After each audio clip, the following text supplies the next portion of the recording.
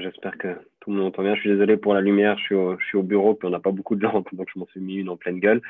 Je suis très content d'être parmi vous, enfin, façon de parler. Je sais que parmi vous, je suis pas vraiment l'humoriste, vous me connaissez sans doute mieux comme le fils du docteur Paul Wiesel. C'est totalement du népotisme ce qui est en train de se passer. Il est vice-président de l'Assemblée des délégués. Je vous avoue que financièrement, c'était pas ma meilleure année, donc venir faire cette prestation pour les SVM, c'est le plus proche que je suis de demander de l'argent de poche à mon père depuis mes 14 ans. Mais ça me fait plaisir d'être le fils de Paul aujourd'hui parce que pour une fois que c'est pas lui qui est le père de Thomas, ça lui fait sa petite revanche. Je sais que c'est chiant pour lui. Il a tout le temps des patients qui lui parlent de moi en consultation. Vous êtes marrant comme votre fils. Ouais, attendez, j'ai une bonne vanne. Penchez-vous en avant. Notre ami me dit, il a souvent des gens qui lui disent qu'ils sont venus me voir en spectacle. Et moi, j'ai parfois aussi des gens qui me disent qu'ils sont allés le voir lui. C'est un peu plus rare. C'est tout de suite beaucoup plus gênant. Et je sais que beaucoup d'entre vous, Bertrand a souligné que j'étais pas devenu médecin. Beaucoup d'entre vous ont des enfants qui font médecine, qui ont fait médecine. Beaucoup ont des parents qui étaient médecins. C'est souvent une tradition familiale. Chez les Wiesel, il n'y a pas ça. Aucun des trois héritiers a choisi cette voie. Je ne sais pas si Paul est déçu. Il ne nous l'a jamais fait sentir en tout cas. Mais quelque part, moi, j'ai un peu l'impression de prolonger la tradition familiale. Mon père est spécialiste des trous de balle. Moi, j'ai décidé d'en devenir un, professionnellement. Donc, c'est une longue tradition Wiesel. Et je suis flatté d'avoir été choisi par la SVM pour le mot de la fin de votre événement de fin d'année, qui cette année se transforme en une énième réunion Zoom. Je sais que ça nous a tous beaucoup manqué, Zoom. Vous avez bien besoin de me moirer les médecins après cette année 2020, donc je vais faire de mon mieux. Je vais raconter quelques conneries. Je suis assez lucide sur mon rôle dans cet événement. J'ai été invité, c'est pas pour donner mon avis sur quel vaccin va provoquer le moins d'effets secondaires. Non, non, c'est pour faire l'idiot. Donc voilà, j'espère que vous passez un bon début de soirée devant vos écrans. Pour moi, c'est très, très bizarre d'être seul dans mon bureau et de faire mes blagues face à mon ordinateur. Si un jour je deviens schizophrène, je pourrais dire que c'est de la faute à 2020.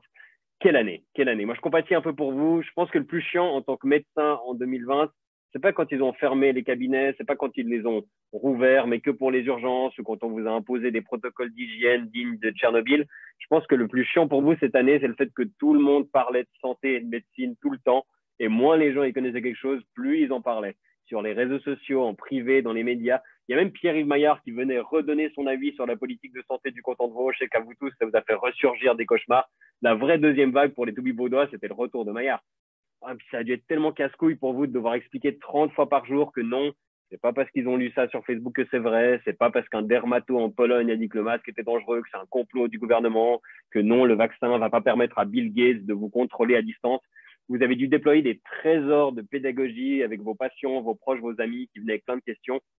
Mais heureusement, la pédagogie, c'est la qualité qui est la plus répandue chez tous les médecins, comme on le sait, juste après la calligraphie.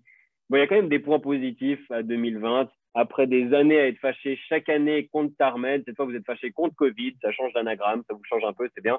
Puis maintenant aussi, quand les gens vont parler de fiasco de gestion sanitaire, ils ne penseront pas automatiquement à l'hôpital de Réna. Donc c'est bien, vous êtes tous concernés. Enfin, vous, je sais que vous allez dire que c'était surtout le public, c'est de bonne guerre. D'ailleurs, 2020, c'était tellement what the fuck qu'à un moment donné, les médecins privés, vous avez proposé votre aide aux hôpitaux volontairement. Ils ne savaient tellement pas comment réagir qu'ils n'ont pas réagi du tout.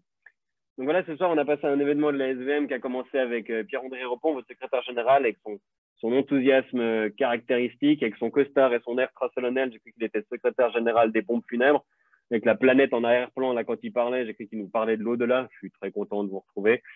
D'ailleurs, pendant ce temps, Philippe Guimane était tellement concentré qu'il changeait son fond d'écran. Oui, on vous voyait, Philippe.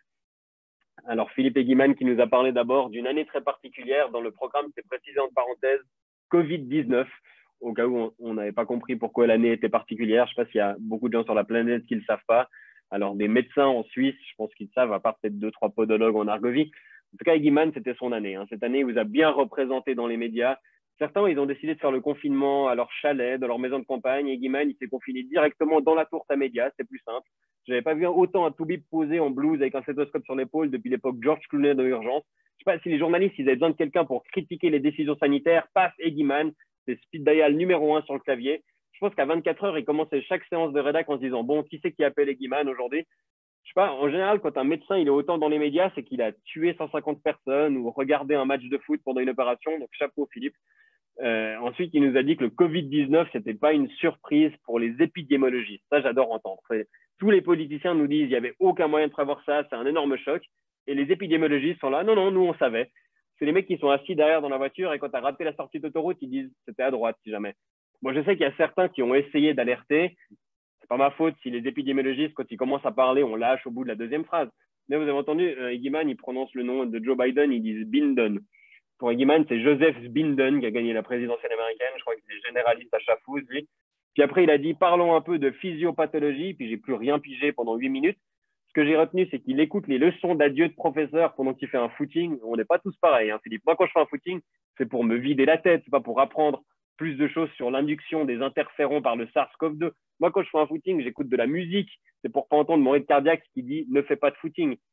Et après, il nous a expliqué qu'ils n'étaient pas sûrs d'avoir bien réussi à viser pour limiter le virus dans cette deuxième vague.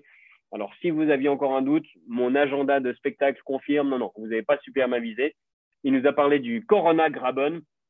C'est vrai qu'on est presque à 1 an de pandémie et on est encore surpris de voir que les cas diminuent dans les endroits où il y a des mesures et que les cas augmentent quand il y a des concerts de yodel à Schwyz ou des soirées alcoolisées à Saint-Gall.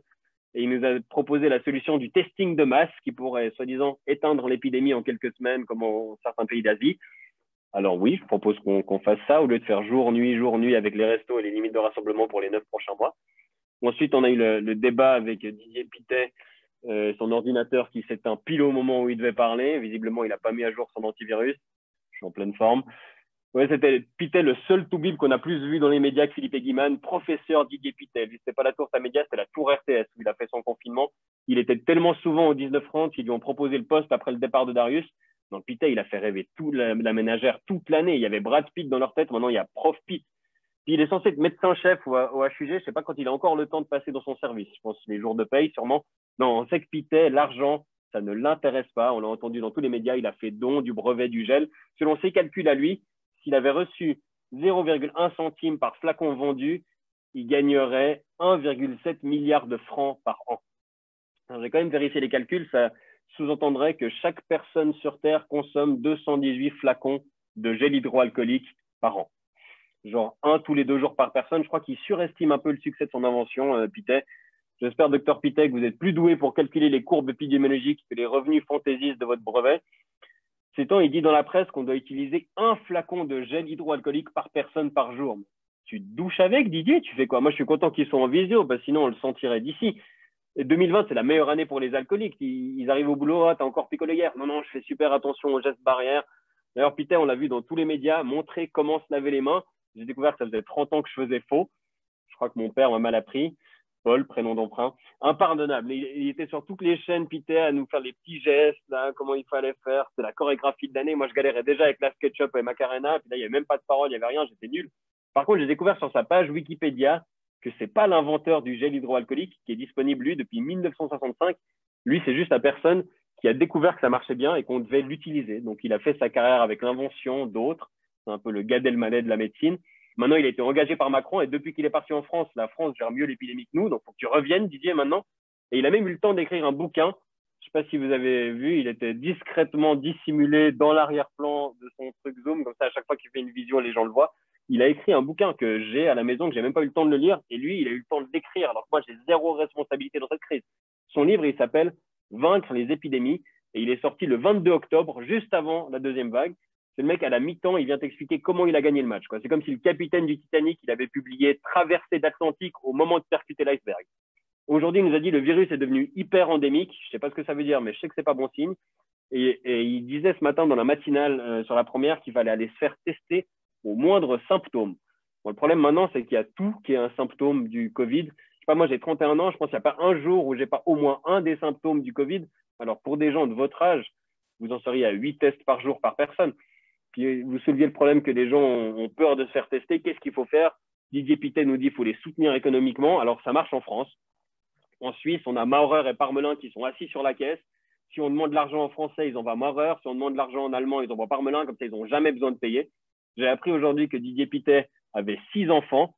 Donc, il n'a pas toujours respecté les distances de sécurité, le Didier. Puis ensuite, ça parle des vaccins, qui sera vacciné en premier, etc. Alors, je sais qu'il y a le médecin traitant de mes grands-parents sur ce Zoom. Donc, si c'est possible de les mettre tout en haut de la liste, merci beaucoup. Bertrand Kiffer nous a animé toute la soirée avec brio. Il a son parcours un peu particulier. Il était d'abord toubib, ensuite prêtre. Il n'y a pas que lui qui a ce parcours. Il y a aussi Didier Raoult. Et il est rédacteur-chef de la revue médicale suisse, que moi j'adore. Je suis abonné, je rate jamais un numéro. Vraiment, bravo.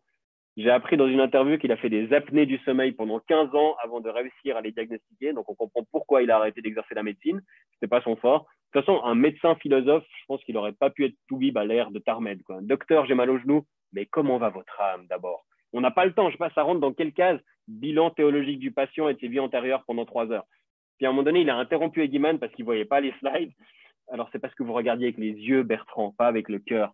Là, j'ai bien aimé la solidarité entre médecins parce que vous étiez tous dans le chat à dire moi je les vois, moi je les vois, moi je les vois, t'es tout seul, Bertrand. Il n'y a que toi qui ne sais pas utiliser Zoom. Bon, il y a Pitet aussi. En tout cas, j'en connais deux qui ne sont pas prêts pour la télémédecine, en tout cas. Ouvrez grand la bouche. Ah mince, mon ordinateur s'est éteint, je redémarre. Ah oui, alors la télémédecine, la doctoresse Mazuri nous en a parlé. J'ai pas beaucoup de blagues sur elle, je m'excuse parce qu'elle était juste avant moi, donc je préparais mon intervention. J'ai quand même noté que c'était la troisième Genevoise de suite qui nous parlait après Kiefer et Pitet, alors que c'était quand même eux, la région la plus infectée d'Europe, pas nous. Donc on n'a aucun conseil à recevoir des Genevois là-dessus. Ensuite, elle a recommandé d'aller lire l'édito qu'elle a écrit dans la revue médicale suisse en parlant au directeur de la revue médicale suisse, qui a ensuite recommandé 10 minutes plus tard d'aller lire l'article dans la revue médicale suisse. Ça m'a un peu rassuré, je ne suis pas le seul à être là par copinage. Et ils sont inquiétés que pour la télémédecine, les personnes âgées ne sont pas équipées. Moi, je suis étonné qu'aucun praticien de Moudon et de Saint-Cergue ait posé la question dans le chat, est-ce qu'on peut faire de la télémédecine avec une connexion 3G? Moi, je sais qu'elle vous a tous perdu sur la télémédecine quand elle a dit c'est très peu valorisé par Tarmed. OK, next. Ensuite, il y a Eggman qui est revenu une deuxième fois parce qu'on n'avait pas assez vu. Lui, il fait l'entrée, il fait le plat principal, il revient pour le dessert. Bon, alors moi, je ne vais pas m'éterniser, je sais qu'on a pris du retard. Je suis content d'avoir pu vous divertir un peu, mais tous les artistes, on a vraiment envie de bientôt plus devoir demander tout le monde montant juste avant de faire une blague. Donc, on compte sur vous, les médecins. On veut retourner dans les salles bientôt. On veut pouvoir s'amasser dans un lieu clos et s'expectorer des gouttelettes parmi. Donc, faites ce que vous devez faire pour améliorer les prises en charge, pour convaincre les gens de se vacciner, mais par tous les moyens. Moi, je m'en fous de la PNL, de l'hypnose, de la magie noire, des poupées vaudou, des techniques de Jedi. Vous avez envie de vous planter cette seringue. Moi, je vous fais confiance parce que nous, les artistes, les restaurateurs, les gens de l'événementiel, on a bientôt fini Netflix et on a commencé à parler aux différents insectes de notre appartement. Donc, ce soir, ça m'a fait plaisir de parler à mon ordinateur pour changer un peu. Et Dad, on débriefera dimanche. Merci de m'avoir écouté.